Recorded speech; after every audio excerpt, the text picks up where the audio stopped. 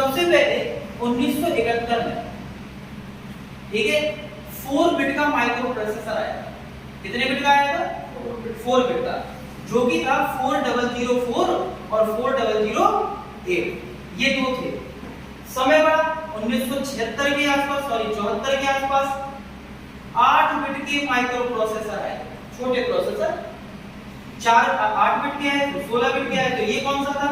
ये था तुम्हारा 8084, 8085, 8080, 8082, इस प्रकार के प्रोसेसर देखने को मिले। फिर समय बढ़ा 1976 आया तो 8086 आया और 16080 आया। ये सब क्या है? ये 8 बिट का है, ये वाला। तो जितने भी प्रोसेसर से समय रहते इनकी बिट बढ़ती चलेगी। आज हम देखते हैं 256 एक्सपेंडेबल मेमोरी, इतनी सारी मेमोरी आ गई, मतलब इतनी बिट आ गई। पहले 8 बिट के थे और इन सभी को कहते थे हम लोग, ये किस में आते थे? ये आते थे सिस्क कैटेगरी में। किस में आते थे? सिस्क। सिस्क का मतलब क्या होता? कॉम्प्लेक्स, फुल फॉर्म समझना बहुत इंपॉर्टेंट है एग्जामिनेशन पॉइंट ऑफ व्यू से। Complex instruction set for computing, for computing, इसका फुल फॉर्म होता था। ये सब सिस्क कैटेगरी के थे। सन 2000 के आसपास टेक्नोलॉजी जब इंप्लीमेंटेशन हो गया इसमें, तो यहाँ पर एक नई सीरीज आई जिसको कहा गया इंटेल सीरीज। क्या कहा गया? Intel series. और इसकी शुरुआत लगभग 64 बिट के आसपास से हुई। कितने से स्टार्ट हुई? और ये सब जितने भी प्रोसेसर थे ये सब थे i2, i3, i4, i5, जो टेक्नोलॉजी आम हम देखते हैं। i2 को हम लोग डुअल कोर बोलते हैं, सुना होगा आपने, डुअल कोर प्रोसेसर है, डुअल कोर प्रोसेसर ऐसा करके बोलते हैं कि नहीं? तो ये सब कौन सी कैटेगरी में आती है? ये इंटेल सीरीज थी। जबकि ये वाली कौन सी सीरीज थी? इसको बोलते थे पेंटियम सीरीज। कौन सी? Pentium series. पेंटियम सीरीज कहलाता था। और इसको हम लोग डुअल कोर और i3, सबसे पहले डुअल कोर और इंटेल सीरीज आई थी, ये इंटेल की सीरीज थी। इंटेल क्या है? कंपनी भी है और इसने प्रोसेसर बनाना प्रारंभ किया। प्रोसेसर किसी भी पर्टिकुलर वर्क को खत्म करने के लिए, काम को ऑपरेट कराने के लिए यूज किया जाता है। जैसे वॉशिंग मशीन में भी प्रोसेसर लगा है, आपकी टीवी लगातार हम चला रहे हैं, टाइम सेट कर देते हैं और फिर टीवी अपने आप बंद भी हो जाती है, इसमें भी क्या प्रोसेसर ही तो लगा है। डिजिटल वॉचेस टाइम वगैरह दिखाती रहती है, ये प्रोसेसर ही तो है। लैपटॉप टाइम वगैरह शो होता है लैपटॉप में, अगर हम अभी स्विच ऑफ कर दें और शाम को चालू कर दें तो शाम के समय दिखेगा, अभी का समय नहीं दिखाएगा। ऐसा क्यों? क्योंकि अंदर ही अंदर क्या है, उसमें टाइमिंग चल रही है। तो ये कौन कर रहा है? प्रोसेसर ही तो कर रहा है, ऑपरेट तो प्रोसेसर ही कर रहा है। हालांकि वो ऑसिलेटर के कारण रहा है काम, ऑसिलेटिंग सिग्नल के कारण, लेकिन काम कौन कर रहा है? इसको प्रोसेसर। तो ये सब चीजें होती है, छोटे छोटे पॉइंट में पता होना चाहिए। इसको बोलते हैं हम लोग रिस्क कैटेगरी। कौन सी? तो फुल फॉर्म याद होना चाहिए। इसको बोलते हैं reduce instruction set in computing, in computing. तो reducing instruction set for computing या इन कंप्यूटिंग, जो भी लिखना चाहो वो आप अपने हिसाब से लिख सकते हो। समझ में आ गई बात? तो इसको रिस्क कैटेगरी बोला गया। ये प्रोसेसर है। इसी के पैरेलल में सन 1981 के आसपास हमारे पास माइक्रो कंट्रोलर आया। क्या आया भैया? Micro controller. हालांकि हम लोग इसकी बात अभी बाद में करेंगे, अभी हम लोग प्रोसेसर की बात करेंगे। 2-3 दिन प्रोसेसर पढ़ लेंगे, 3 दिन के अंदर इसको कंप्लीट कर देंगे। मैनेजमेंट टॉपिक पढ़ाना है, कल से पढ़ाना है इसका। तो ये पढ़ने के बाद फिर कंट्रोलर की स्टार्ट करेंगे।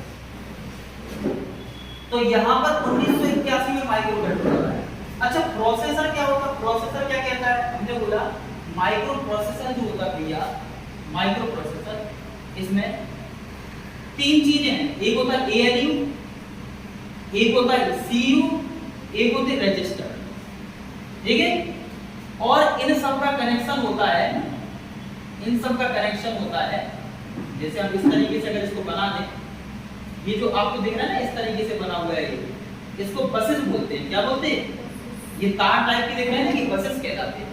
तो यहाँ पर ये क्या होगा, इसमें टाइमर या काउंटर्स अलग से लगे होंगे, टाइमर या काउंटर। और क्या लगा होगा इसमें अलग से? मेमोरी लगी होगी। मेमोरी क्या होता है? रैम या रोम मेमोरी लगी होगी। और इसमें क्या क्या अलग से हो सकता है? और क्या क्या अलग से हो सकता है? यहां पे क्या लगा रहेगा? इनपुट आउटपुट डिवाइसेस लगे होंगे। सबको क्लियरली विजिबल है कि यहाँ पर क्या लगा रहेगा, इधर एक्स्ट्रा, बता सकते हो आप? यहाँ पर क्या होगा, एक्स्ट्रा में क्या होगा, जैसे यहाँ टाइमर काउंटर हो गया, ये रैम रोम हो गया, ये रजिस्टर है, कंट्रोल यूनिट है, ये सब चीजें लगी हुई है। तो यहाँ पे लगा है कंट्रोलर, क्या लगा है, कंट्रोलर, ये कंट्रोलर लगा रहता। और रैम रोम तुम्हें पता ही है, इसको क्या बोलते हैं अपन, मेमोरी बोलते हैं। रैम रोम को क्या बोलते हैं, मेमोरी। तो माइक्रो प्रोसेसर में ये इंपॉर्टेंट है, ये वाला पार्ट। और ये सब क्या है, एक्सटर्नल डिवाइसेस है। एक्सटर्नल के रूप में क्या क्या है, एक्सटर्नल में आएगा timer counter, RAM ROM, controller, input output devices, ये सब किसमें आएंगे, किसमें आएंगे, एक्सटर्नल में। जबकि जब तुम कंट्रोलर की बात करोगे, माइक्रो कंट्रोलर के अंदर ही ये सब होते हैं। और माइक्रो कंट्रोलर का उपयोग किसी फिक्स्ड टास्क को कंप्लीट करने के लिए किया जाता है। जबकि प्रोसेसर में ये अलग होते हैं, हम इसमें चेंज कर सकते हैं, हम इनकी वैल्यू बढ़ा सकते हैं, कम कर सकते हैं, मेमोरी को बढ़ा सकते हैं, कम कर सकते हैं, और इसके आधार पर प्रोसेसर बनाते हैं। लेकिन अगर तुम्हें कंट्रोलर बनाना जो 1981 में आया, तो जब 1971 में ये आया प्रोसेसर, माइक्रो प्रोसेसर, इन्होंने देखा कि कुछ चीजों में हमें परिवर्तन करना है, कुछ वेरिएबल में परिवर्तन करना है, और फिर हमें आउटपुट चाहिए, तो प्रोसेसर में कर सकते थे, आराम से उन्होंने कर लिया। लेकिन उन्होंने कहा कि किसी अगर स्पेसिफिक ऑपरेशन को हमें परफॉर्म कराना है और बार-बार हमें वैल्यू में चेंज नहीं करना है, तो हम कोई ऐसी डिवाइस बना सकते हैं क्या, तो उसको बोला गया कंट्रोलर, ठीक है, जिसके अंदर ही एक चिप के अंदर ये सारी चीजें इनबिल्ट होती हैं। क्लियर है कंसेप्ट? अच्छा, पेपर में थ्योरेटिकली एक नंबर का क्वेश्चन पूछते। अच्छा, ये पूरा क्या होता है, इसी हिस्से को हम लोग सीपीयू कह देते हैं। क्या कह देते हैं इसको, यही पूरा क्या है, सीपीयू। इसको बोलते हैं भैया central processing unit, central processing unit बोल देते हैं। जैसे हमने एक साथ लिख दिया यहाँ पे इनपुट आउटपुट डिवाइस, हमने एक मेन डायग्राम आपको बना के दिखाया, तुम चाहो तो अलग अलग लिख सकते थे, इनपुट डिवाइस आउटपुट डिवाइस अलग अलग लिख सकते थे, क्योंकि इनपुट आउटपुट एक साथ तो देगी नहीं। आपके जो कोड होते हैं, या तो वहां पे इनपुट दे दे या वहां से आउटपुट ले दे, वो कोड दोनों की तरह काम करता कि नहीं करता। जैसे आपने देखा होगा लैपटॉप या सीपीयू का कोड लगा रहता है, उस कोड का नाम होता है RS232, वहां केबल यूज की जाती है, LM02 पोर्ट होता है। तो जितने भी पोर्ट होते हैं, चाहे वो लैपटॉप के साइड में हो, चाहे वो सीपीयू में पीछे की तरफ, पोर्ट मतलब जिसमें पेन ड्राइव लगाओ, और सीपीयू की कनेक्टिविटी किसी गैजेट के साथ आप करो। गैजेट बोले तो माउस लगा दो, कीबोर्ड लगा दो, कोई लाइट वगैरह अरेंज कर दो, लगा दो, कैमरे की कनेक्टिविटी कर दो, लगाते कि नहीं। इसमें जो केबल होती है, केबल, उस केबल को बोलते हैं RS232 नहीं LM02 cable.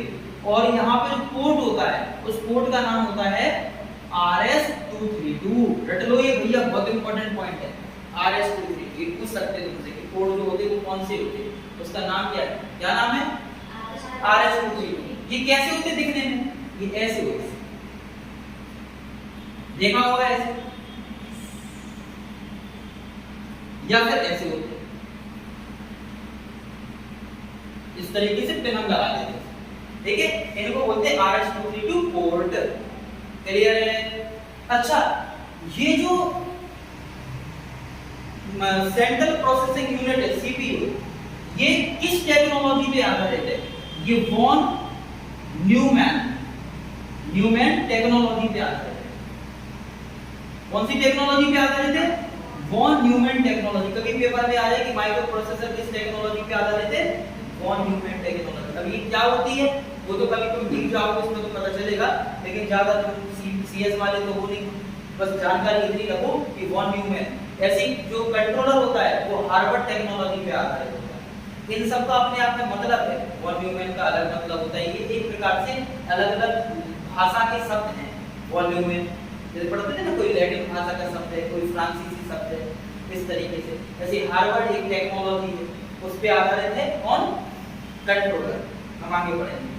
CPU is the brain of computer, whereas आपसे अगर कोई बोले CPU क्या है, CPU क्या है, ब्रेन ऑफ कंप्यूटर, ब्रेन कहलाता है। whereas microprocessor is the heart of computer. Microprocessor क्या है, हार्ट है कंप्यूटर का। तो अगर कोई तुमसे बोले CPU क्या है, क्या भैया CPU, तो तो CPU is the brain, computer का दिमाग है ये। और माइक्रो प्रोसेसर क्या है? ये तो छोटा सा प्रोसेसर है, माइक्रो प्रोसेसर। तो ये क्या है? It is the heart. क्या ये? Heart of computer. एक छोटा सा क्वेश्चन परीक्षा में पूछ लेते कि which of the following is the heart of computer. तो आपसे पूछ लेंगे माइक्रो प्रोसेसर, सीपीयू, मेमोरी या टाइमर। ऐसे थ्योरी लिख देंगे। अब तुमने कभी पहले नहीं पढ़ा तो हो सकता नहीं बता पाओ, लेकिन आईक्यू लेवल अगर अच्छा है तो हो सकता है सोच समझ के तुम लगा भी दो और वो सही भी निकल जाए। तो सेंट्रल प्रोसेसिंग यूनिट जो है it is a brain of computer and micro processor is the heart of computer. और इस दुनिया में किसी भी चीज को ऑपरेट करने के लिए दोनों की आवश्यकता होती है। ठीक है, हार्ट की भी और दिमाग की भी। जहां दिमाग से नहीं सोच पा रहे वहां दिल से सोचो, और जहां दिल से नहीं सोच पा रहे वहां दिमाग से सोचो। और वैसे इंसान को दिल से नहीं सोचना चाहिए, दिमाग से ही सोचना चाहिए, क्योंकि दिल कभी-कभी गलत काम करवा देता है ना। तो हार्ट से सोचिए। चलो इसको आप लोग लिखेंगे अपनी कॉपी में, नोट करेंगे, है ना। तो हम बोल दें कि ऐसे लिखोगे? बताओ। नहीं, बोल क्या दें?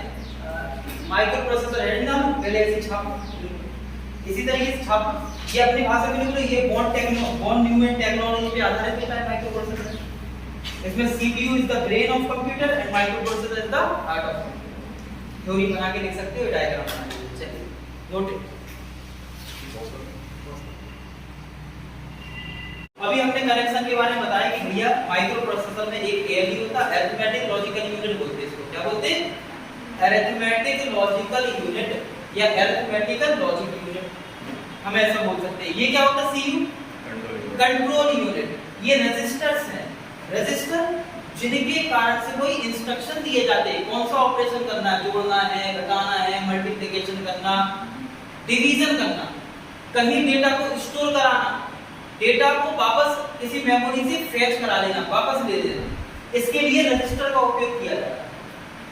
ये रजिस्टर कई प्रकार के होते हैं। जनरल पर्पस रजिस्टर होते हैं, ऐसे बीसी होंगे, डीई होंगे, एचएल होंगे, डब्ल्यू होगा, एसपी होगा, पीसी होगा। ये सब इसमें रजिस्टर्स होंगे। आगे हम लोग भी चर्चा करेंगे। स्टेप पॉइंटर क्या होगा? किसी मेमोरी लोकेशन पे डेटा को सेट करने को ही स्टेप पॉइंटर बोलते हैं। कहां पर सेट होगा वो डिपेंड करेगा उसकी घटना पर, कंडीशन पर। अभी आगे हम चर्चा करेंगे। एक होते फ्लैग रजिस्टर। फ्लैग रजिस्टर बताते हैं कोई डेटा का प्रकार कैसा है। इसमें कोई साइन बिट है क्या? इसमें कोई ऑक्सिलरी कैरी है क्या? मतलब कोई कैरी आ रही है दो डेटा को जोड़ने पर, कि कैरी नहीं आ रही। पैरिटी इवन है या ऑड है, मतलब सिग्नल का टाइप कैसा है, डेटा का टाइप कैसा है, बहुत सारी चीजें हैं। तो प्रोग्राम स्टेटस वर्ड भी, यानी कि इसके अंदर फ्लैग रजिस्टर भी आता है। और जो भी ऑपरेशन होगा वो एक रजिस्टर ऐसा होता है जिसमें ये डेटा सेव हो जाता है, जिसको हम लोग एक्यूमुलेटर कहते हैं। क्या बोलते हैं? एक्यूमुलेटर। तो हमें एक छोटी सी चीज जानना चाहिए। दूसरी बात, इनपुट आउटपुट जो डिवाइसेस के बारे में हम बात कर रहे हैं, तो इनपुट डिवाइसेस कौन सी होंगी? बहुत बेसिक चीज है तो पता होना चाहिए, मौखिक ही बता दे रहे हैं। तो इनपुट डिवाइसेस कौन कौन सी होती? जैसे माउस, कीबोर्ड और स्कैनर, स्कैन कर रहे हैं, ये भी है। जॉयस्टिक, ये भी देख रहे हैं ना। ये सब क्या है? Input devices. आउटपुट के रूप में क्या आ रहा है? आउटपुट के रूप में डिस्प्ले, कोई चीज डिस्प्ले होना, कोई ग्राफिकल अरेंजमेंट, ग्राफ प्राप्त होना, प्रिंटर, आउटपुट निकलना, ईसीजी मशीन से ईसीजी सिग्नल निकलना, देखते हैं स्पेक्ट्रम निकलता है। ये सब क्या है? आउटपुट ही है। किसी प्रकार का ये आउटपुट कहलाएगा। प्रिंटर से प्रिंट निकाल दे रहा हूं, तो ये सब क्या है? हमारे पास आउटपुट है। और भी बहुत प्रकार के आउटपुट हो सकते हैं। या माइक वगैरह स्पीकर लगा देना तो जो आउटपुट मिलता है, जो भी इनपुट दे रहा है वो स्पीकर के रूप में भी आउटपुट मिल सकता है। तो आउटपुट किसी भी तरीके से मिल सकता है। फिर बात आती है साहब रोम, रैम, मेमोरी क्या है? तो ये जो हमने मेमोरी लिखा है, मेमोरी को समझते हैं। मेमोरी जो है सामान्यतः तीन प्रकार की। कौन कौन सी होती है तीन प्रकार की मेमोरी? एक तो नॉर्मल रजिस्टर, डेटा उपस्थित होता है ना रजिस्टर के रूप में, ये भी एक मेमोरी है। एक टेम्परेरी मेमोरी, इसको हम लोग प्राइमरी मेमोरी भी कहते हैं, प्राइमरी मेमोरी। और एक होती है सेकेंडरी मेमोरी, सेकेंडरी मेमोरी। अब ध्यान से समझने वाली बात है कि यहाँ पे हमारे पास टेम्परेरी मेमोरी क्या है? ये भैया दो है, दो प्रकार की है, जिसको हम एक को बोलते रैम, एक को बोलते रोम।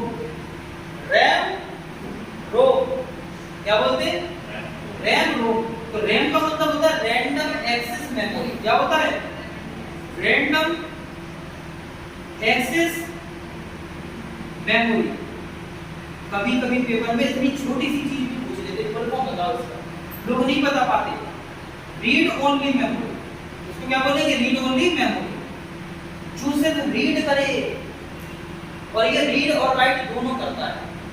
आपका जो मोबाइल होता है इसमें दोनों मेमोरी है। जब नया मोबाइल लेने जाते हो तुम, तो उसमें कुछ एप्लीकेशन पहले से स्टोर होती है, होती कि नहीं होती? बताओ। ये नहीं होती, कुछ पहले से होती है, और कुछ आप डाउनलोड भी कर लेते हो, जिसको हटा भी सकते हो, लेकिन कुछ हटा नहीं सकते आप। तो वो क्या है? रैम है या रोम है? बताओ क्यों भाई? रैम है कि रोम? जो पहले से एप्लीकेशन स्टोर है, जिनको आप हटा नहीं सकते, जब मोबाइल का क्रियाक्रम होगा तभी वो मिलेगी, तभी जाएगी। मतलब जब मोबाइल इस दुनिया से जाएगा तभी जाएगी, नहीं तो नहीं जा सकती।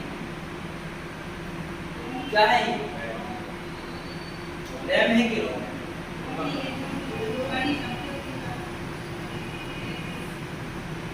क्या है?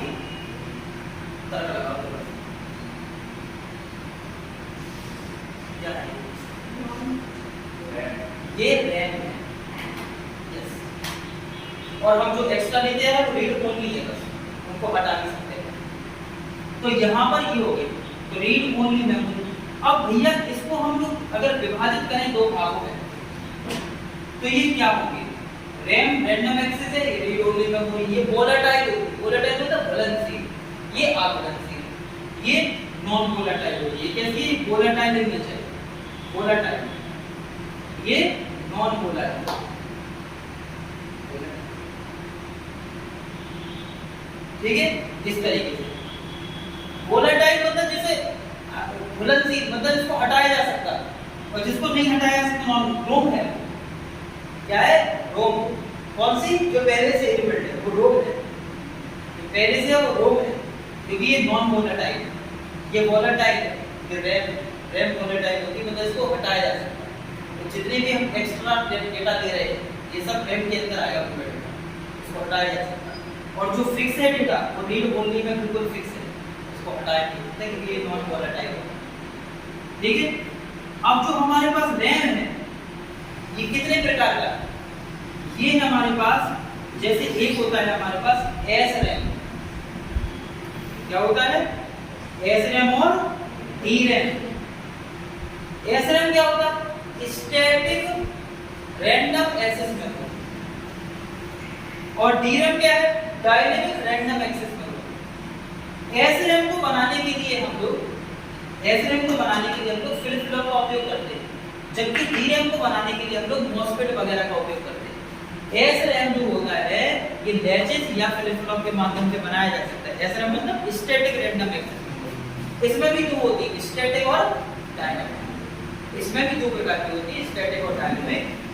तो यहाँ पर इसको एक स्टैटिक होगी, एक डायनामिक होगी, तो ये फुल फॉर्म याद होना चाहिए। Static random access memory, dynamic random access memory. ROM कितने प्रकार की है? ये है तुम्हारा पहला तो ROM, programmable read only memory. EPROM, erasable programmable read only memory. EEPROM, इसे बोलते हैं ईईप्रोम को electrically erasable programmable read only memory. Full form याद होना चाहिए। तो एक है प्रोम, एक ईप्रोम और एक ईप्रोम। और तुम्हें एक राज की बात बताएं कि नहीं बताएं? राज की बात ये है कि ईईप्रोम का जो अपग्रेडेड वर्जन होता है उसको बोलते हैं फ्लैश मेमोरी। क्या बोलते हैं? Flash memory. तो कभी आ जाए कि ईईप्रोम का अपग्रेडेड वर्जन क्या है आज के समय में, उसको बोलते हैं फ्लैश मेमोरी। फ्लैश मेमोरी यानी कि modification of the EEPROM is called flash memory. इसको फ्लैश मेमोरी भी कहा जाता है, जिसका उपयोग ज्यादातर फ्लैश के रूप में किया जाता है। देखा तुमने कैमरे वाले वीडियोग्राफी करते हैं, फोटो खींचती पड़ी है, जिस समय फ्लैश होगा उसी समय फोटो खींचेगी। अगर फ्लैश का टाइम थोड़ा एक आध सेकंड इधर-उधर हो गया तो फोटो सही नहीं आएगी। कि पहले फ्लैश हो गया बाद में फोटो खींची, या पहले फोटो खींच गई बाद में फ्लैश हो गया। ऐसा तब होता है जब मोबाइल में या किसी भी कैमरा में डिले आ जाता है। लॉसेस आ जाते हैं। लेकिन ये दोनों उसी टाइम पे होते, फोटो भी उसी समय खींचना चाहिए जिस समय पर फ्लैश हो रहा है। तो वहां पर जो मेमोरी है जो उस लाइट को एकदम से दे रही है उसको बोलते हैं फ्लैश मेमोरी। तो EEPROM का अपडेटेड वर्जन है ये। अब बात आती है साहब सेकेंडरी मेमोरी क्या होता है। तो ये दो प्रकार की है, एक तो है serial access memory, serial access memory, और एक होता है सेमी एक्सेस मेमोरी। जैसे आज से कुछ समय पहले, लगभग 10 से 15 साल पहले, हम लोगों को अगर घर में घर वालों ने कहा कि यार मन हो रहा है भजन बजाओ बढ़िया, तो जब पेन ड्राइव दी और ऐसी हमारे पास व्यवस्थाओं में सिर्फ डेक हुआ करता था, डेक होता था हमारे घर, जिसमें कैसेट आती थी, कैसेट रील वाली कैसेट, उस कैसेट को लगाते थे आप और फिर भजन लगाते थे, बजते रहते थे घर में, या कोई गाना लगाते। मार्केट में कैसेट भी आती, तो जो कैसेट्स है वो क्या है, सीरियल एक्सेस मेमोरी है। क्या है, कैसेट्स। और सीडी, सीडी आई एक समय है, डीवीडी, VCR, ये सब आया उस समय के लिए। तो आप उस समय जो आएगा वो डीवीडी वगैरह हो गया, मैग्नेटिक टाइप ये सब मेमोरी देते थे। और तुमने देखा होगा क्वेश्चन कुछ ऐसे भी आते पेपर में कि एक सीडी है, अगर वो 2 GB तक भरी तो उसका डायमीटर कितना होगा, ऐसे भी क्वेश्चन। तो उस एक सीडी की क्षमता 4 या 5 GB हुआ करती थी, और उस एक सीडी में पूरी पिक्चर आ जाती थी। तो मैं कोई पिक्चर देखना तो हल्के देखना था, मार्केट में आई सीडी तुम बजा सकती है, आपने सीडी डीवीडी पे लगाया तो बैठ के देख रहा है 2-3 GB। सोचो 4 GB में पूरी मूवी आ जाती है। आज टेक्नोलॉजी इतनी आगे कि 4-5 GB में कुछ नहीं होता। अपने मोबाइल से वीडियो बनाते तो 2.5 GB का वो बन जाता है, होता कि नहीं होता। तो ये मेमोरी के समय बढ़ता चला गया। आज समय के साथ पेन ड्राइव आ गई, तो सेमी एक्सेस में क्या आएगी, पेन ड्राइव्स, पेन ड्राइव वगैरह क्या आएगी, सेमी एक्सेस में आएगी। और भी जिनका यूज करें, क्लाउड वाला सिस्टम है, और भी जो तमाम चीजें आ रही, मेमोरी ऐसी आ रही, ये सब सेमी एक्सेस में, इसको हम ऑर्डिनरी एक्सेस कर पा रहे हैं। तो एक समय ऐसा है जो पहले लैपटॉप वगैरह आया करते थे, तो उसमें भी अलग से वो होता था कैसे लगाने वाला सिस्टम। डीवीडी आपने लगाई या सीडी लगाई, लैपटॉप में मन बढ़िया, तू मेरे गाने में तेरा अच्छा है, बढ़िया बढ़िया गाना बज रहा है अजय देवगन का, जो माधुरी दीक्षित का, लोग एंजॉय कर रहे हैं, ठीक है। वो लैपटॉप में बढ़िया चला। आजकल क्या पेन ड्राइव लगाओ, कैसे वाला सिस्टम ही हट गया। पहले लैपटॉप मोटे हुआ करते थे, आज बिल्कुल फ्लैट होते चले जा रहे हैं, बिल्कुल पतले होते चले जा रहे हैं। टेक्नोलॉजी इतनी एडवांस होती चली आ रही, वो बिल्कुल हल्के होते चले जा रहे हैं, 200 ग्राम 250 ग्राम। हमारा लैपटॉप है कोई ये 3 किलो का, अब लैपटॉप में 300-400 ग्राम तक के हुए, इतनी हल्की पता नहीं चलता, बिल्कुल पतले। उसमें भी तुम स्क्रीन अलग निकालो, है ना कि नहीं। पेन ड्राइव में कनेक्शन अलग दे दो, उसमें गैजेट लगा दो, मल्टी गैजेट लगा दो, और बढ़िया प्रोसेसर काम कर रहा है, क्योंकि टेक्नोलॉजी एडवांस हो गई। तो ये पहले चला करते थे, वर्तमान समय में नहीं चलता। तो ये सब क्या है, मेमोरी ही होता है, ठीक है। क्वेश्चन भी कुछ ऐसे पेपर में आते हैं, कभी किसी परीक्षा में, आगे चर्चा करेंगे। तो डीवीडी है, इतना कैसे करेंगे, पहले तो कैसेट चलती थी, उसकी रीड की थिकनेस कितनी होगी, अगर वो 5 GB तक भरी, 2 GB तक भरी, 1 GB भरी या 512 MB भरी, तो बताओ उसकी थिकनेस कितनी है, रील कितनी होगी। और पहले जो कैमरे हुआ करते थे फोटो खींचने की, उसमें भी रील लगती थी, रील वाली कैसे होती थी। पता चला शादी में गए, लड़के लड़की की बरमाला हो गई, और जैसी बरमाला हुई रील लगा, नहीं रील लेते जा रहे थे, और रील तो लेते रुक जाओ भैया, रुक जाओ, रील नहीं लगा रहे, फिर जाके काम होता है। तो ये सब किसमें आता है, सेमी एक्सेस में, ठीक है। इसको सब लोग अच्छे से नोट करेंगे। दूसरी बात इसमें ये है कि हम इसमें समझते हैं जनरल पर्पस रजिस्टर कौन से, जनरल पर्पस रजिस्टर, रजिस्टर नहीं है, रजिस्टर है। तो ये होते हैं आपके BC DE HL, और ये जो रजिस्टर है जनरल पर्पस रजिस्टर, ये प्रत्येक रजिस्टर कितने बिट का होता है, 8 बिट का होता है। कितने बिट का होता है, कितने बिट का होता है, 8 बिट का होता है। प्रत्येक रजिस्टर 8 बिट का होता है। क्वेश्चन कभी आता है कि एक रजिस्टर कितने बिट का होता है, 8 बिट।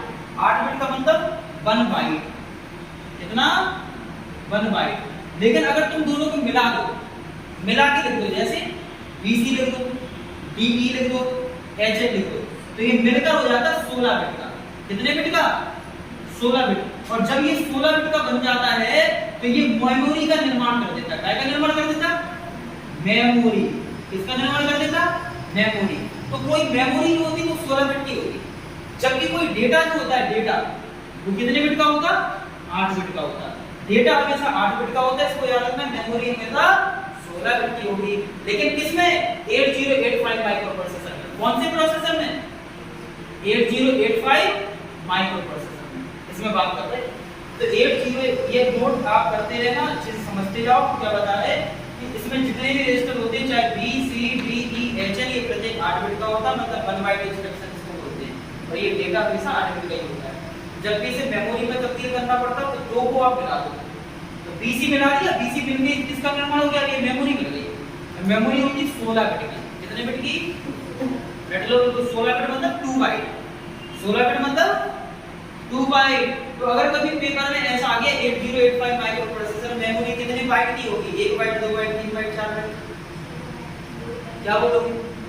बेटर बाइट, फिर 2 बाइट। और डेटा, डेटा 1 बाइट। डेटा कितने बाइट का? 1 बाइट। मेमोरी 16। आगे का 16 बिट यानी कि 2 बाइट। क्लियर है लॉजिक? इसको नोट कर लेंगे, फिर आगे हम लोग समझेंगे नेक्स्ट। कितने मिनट